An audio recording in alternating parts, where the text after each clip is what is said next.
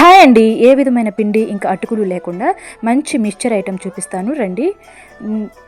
దీనికి కావాల్సింది మొదటగా పొటాటో. ఈ పొటాటోని పీల్ తీసుకొని చక్కగా ఇది ఇక్కడ చూపిస్తున్న తురుముకునే దాంతో తురుముకుంటే ఈ విధంగా వస్తుంది. దీన్ని మంచినీళ్ళు తీసుకొని మంచినీళ్ళల్లో వేసుకొని శుభ్రంగా 2 సార్లు 3 సార్లు చక్కగా చేత్తో మ్యాష్ చేసుకుంటూ కడుక్కోవాలి. ఇలా కడుక్కోవటం వల్ల ఏమవుతుందంటే దానిలో ఉన్న పిండి పదార్థం అంతా పోయి మంచిగా పొటాటో వస్తుంది.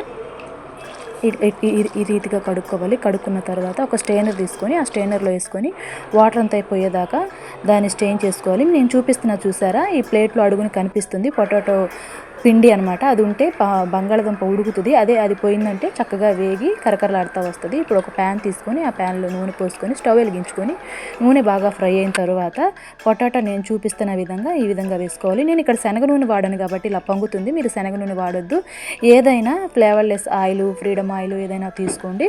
తీసుకున్న తర్వాత ఈ విధంగా వేసిన తర్వాత ఇట్లా గరిటతో కదుపుతూ చక్కగా ఫ్రై చేసుకోవాలి. గోల్డెన్ బ్రౌన్ కలర్ వచ్చిన తర్వాత నేను ఇక్కడ పైన జల్లటం కోసం వేరుశెనగ గుళ్ళు వేయించుతున్నాను. దానిలోనే మీకు కావాలంటే ఇవి తీసేసిన తర్వాత అయినా వేయించుకోవచ్చు.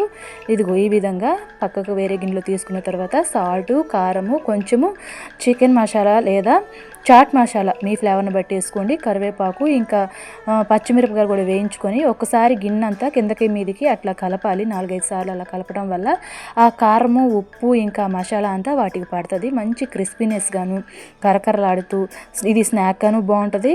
ఏదైనా చారు రసం చేసుకున్నప్పుడు దానిలోకి బాగుంటుంది, లేదా అన్నంలోకైనా చాలా టేస్టీగా ఉంటుంది. ఒకసారి ట్రై చేయండి. ఇది పొటాటోతో చేసింది. ఈ వీడియో మీకు నచ్చితే లైక్ చేయండి, షేర్ చేయండి, సబ్స్క్రైబ్ చేయండి, కామెంట్ చేయండి, తప్పకుండా సపోర్ట్ చేయండి.